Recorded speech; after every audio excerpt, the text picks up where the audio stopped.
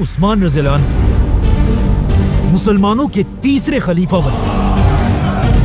مسلمانوں کی آپس میں ایک ایسی بحث شروع ہوئی جس سے پہلی بار پوری مسلمان امت کے ٹوٹنے کا خطرہ تھا، کیونکہ یہ بحث کسی اور بات پر نہیں بلکہ دنیا کی سب سے بڑی کتاب پر تھی، قرآن۔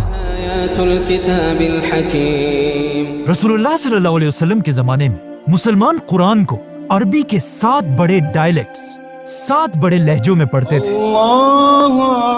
لیکن جیسے جیسے مسلمانوں کی خلافت پھیلتی گئی پوری دنیا سے لوگ اسلام کی طرف آنے لگے اور پہلی بار صحابہ سے قرآن سیکھنے لگے۔ لیکن اب مسئلہ یہ تھا، یہ نئے مسلمان صحابہ سے الگ الگ لہجوں میں قرآن سیکھتے تھے، جو پہلے تو کوئی بڑا مسئلہ نہیں تھا، لیکن آہستہ آہستہ کچھ نئے لوگ اپنے لہجے کو صحیح کہنے لگے اور دوسروں کے لہجوں کو غلط، اور حالات اتنے خراب ہوئے کہ کچھ مسلمان قرآن کے ان لہجوں کی وجہ سے ایک دوسرے کو کافر کہنے لگے۔ اسی طرح یہ بحثیں بڑھتی گئی اور تیسرے خلیفہ حضرت عثمان کے دور میں اپنی پیک پر پہنچی۔ حضرت عثمان کے دور میں مسلمانوں نے یہ سارا علاقہ فتح کر لیا تھا اور اب مسلمانوں کی فوج تیزی سے آذربائیجان کی طرف بڑھ رہی تھی۔ لیکن وہی آذربائیجان میں جب ایک دن مسلمانوں کی فوج نماز کے لیے کھڑی ہوئی، نماز کے فوراً بعد مسلمانوں کی فوج کی آپس میں ایک بہت ہی خطرناک بحث شروع ہوئی، جس میں مسلمان ایک دوسرے کے قرآن پڑھنے کے طریقے کو غلط کہنے لگے اور صرف اپنے لہجے کو اصل قرآن کہنے لگے۔ آخر یہ بحث اتنی بڑھ گئی کہ ایسا لگنے لگا کہ اب مسلمان پہلی بار ایک دوسرے کے خلاف ہی تلواریں نکالیں گے۔ لیکن مسلمانوں کی اس فوج میں ایک بہت بڑے صحابی بھی موجود تھے، حذیفہ بن یمان رضی اللہ عنہ۔ جب انہوں نے مسلمانوں کو اس طرح لڑتے ہوئے دیکھا، وہ اس بات سے ڈرنے لگے کہ کہیں آگے جا کر مسلمان فرقوں میں نہ بٹ جائیں، تو وہ اس جنگ کو چھوڑ کر تیزی سے واپس مدینہ میں خلیفہ عثمان رضی اللہ عنہ کی طرف روانہ ہوئے، اور مدینہ پہنچتے ہی اپنے گھر جانے کے بجائے وہ سیدھا حضرت عثمان کے پاس پہنچے اور ان سے کہا، یا امیر المومنین، اس سے پہلے کہ مسلمان بھی یہودیوں اور کرسچنز کی طرح ڈیوائیڈ ہو جائیں، آپ اس امت کو ٹوٹنے سے بچا لیں۔ لیکن یہ کوئی پہلی دفعہ نہیں تھا کہ آسمانی کتابوں پر بحث ہوئی ہو، اس سے پہلے بھی ایسا ہو چکا تھا۔ دنیا میں 4 بڑی آسمانی کتابیں ہیں، تورات، زبور، انجیل اور قرآن۔ پہلی کتاب تورات ایک بہت بڑے پیغمبر موسیٰ علیہ السلام پر نازل ہوئی۔ جب موسیٰ علیہ السلام نے فرعون اور اس کی پوری فوج کو سمندر میں تباہ کر دیا تھا اور بنی اسرائیل کو لے کر ڈیزرٹ میں پھر رہے تھے، تب اللہ نے موسیٰ علیہ السلام پر تورات نازل کی۔ جیسے ہی موسیٰ علیہ السلام پر تورات نازل ہوئی، انہوں نے فوراً حکم دیا کہ اللہ کی اس عظیم کتاب کے لیے ایک بڑا صندوق، تابوت بنایا جائے۔ اس تابوت میں تورات کے ساتھ ساتھ کچھ اور بھی ہولی چیزیں رکھی گئی، جیسے کہ ہارون علیہ السلام کی چھڑی، The 10 Commandments اور من و سلوہ کا ایک برتن۔ یہ تابوت بنی اسرائیل کے لیے اتنا ہولی تھا کہ وہ اس کی اپنی جان سے بھی زیادہ حفاظت کرتے تھے۔ اور آخر فلسطین کو فتح کرنے کے بعد بنی اسرائیل نے یہ تابوت اپنے سب سے بڑے ٹیمپل میں رکھا، اور اگلے 300 سال تک یہ تابوت اور تورات وہی پڑے رہے۔ لیکن آخر 300 سال بعد بنی اسرائیل کے فلسطین پر ایک بہت بڑے قوم نے حملہ کیا، جن کا سب سے بڑا واریر تھا جالوت۔ جالوت اور اس کی فوج بنی اسرائیل کو تیزی سے کرش کرتی گئی، اور فلسطین تیزی سے بنی اسرائیل کے ہاتھ سے نکلنے لگا، اور حالات اتنے خراب ہوئے کہ بنی اسرائیل کے علماء نے فیصلہ کیا کہ آج کے بعد ہر جنگ میں ہم یہ تابوت اپنی فوج کے سامنے رکھیں گے، تاکہ اس تابوت کی برکت سے ہم جنگ جیت جائیں۔ لیکن ایسا نہیں ہوا۔ جالوت کی فوج نے سب سے پہلا حملہ اسی تابوت پر کیا، اور موسیٰ علیہ السلام کے اس تابوت کو چھین کر اپنے ساتھ لے گئے، جس کے اندر اب تک دنیا کی پہلی اصلی تورات پڑی ہوئی تھی۔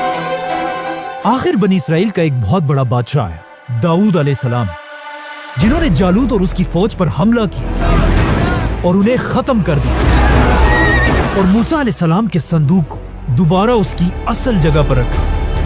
لیکن یہاں ایک بہت بڑا مسئلہ یہ تھا، جب اس صندوق کو کھولا گیا इसके अंदर मूसा अलैहिस्सलाम की तौरात थी ही नहीं। मतलब पहली बार दुनिया से ओरिजिनल तौरात गायब हो चुकी थी। इसीलिए दाऊद अलैहिस्सलाम पर दूसरी आसमानी किताब नाजिल हुई, ज़बूर, जिसके बाद आने वाले प्रॉफिट्स ने तौरात को दोबारा लिखा और तौरात और ज़बूर को एक साथ एक ही जगह सेफ रख दिया। लेकिन दाऊद अलैहिस्सलाम के 400 साल बाद एक बार फिर फलस्तीन पर हमला किया गया।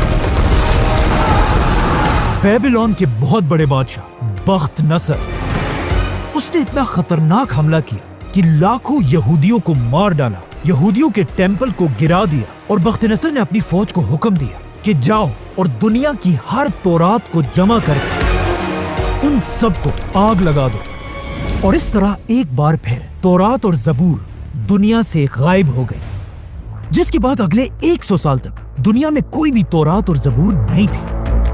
आखिर 100 साल बाद एक यहूदी ने दोबारा तौरात लिखी, लेकिन कुछ अरसे बाद फिर एक बादशाह ने हमला किया और तीसरी बार दुनिया की सारी तौरात को जला दिया गया, जिसके बाद यहूदियों ने बैठकर फिर दोबारा तौरात लिखी। इसी तरह आज दुनिया में जो तौरात है, द हिब्रू बाइबल, वो मूसा अलैहिस्सलाम की ओरिजिनल किताब नहीं बल्कि दुनिया से 3-4 बार गायब होने के बाद दोबारा लिखी गई है। इसीलिए आज दुनिया में कोई भी यहूदियों की इस किताब को मूसा अलैहिस्सलाम की असल किताब नहीं मानता, इवन यहूदी भी नहीं। The Bible is literally not true. अब तौरात के बार बार गायब होने और जला दिए जाने की वजह से तौरात इतनी बिगड़ चुकी थी कि अब दुनिया में अल्लाह की कोई भी आसमानी किताब अपनी असल शक्ल में मौजूद नहीं थी।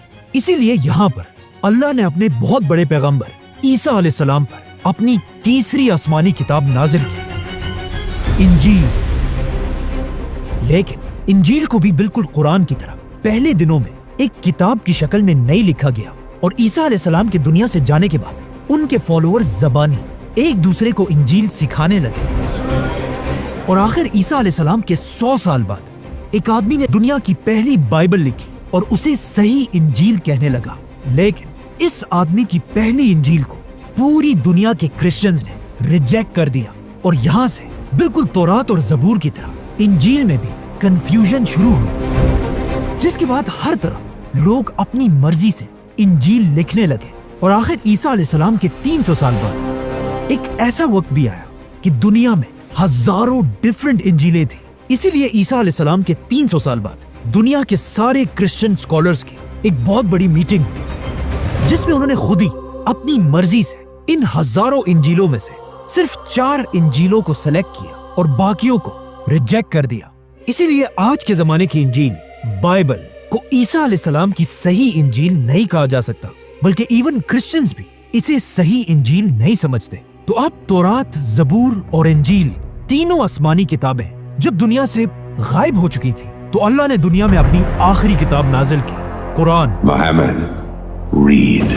लेकिन बिल्कुल तौरात, ज़बूर और इंजील की तरह जब मुसलमान हजरत उस्मान के दौर में कुरान पर भी बहस करने लगे, उसी वक्त हुज़ैफा बिन यमान रज़ियल्लाहु अन्हु खलीफा उस्मान के पास पहुंचे और उनसे कहा, या अमीरुल मोमिनीन, इससे पहले कि मुसलमान भी बिल्कुल यहूदियों और क्रिश्चियंस की तरह अल्लाह की किताब पर इख्तिलाफ में पड़ जाए, आप इस उम्मत को बचा लें।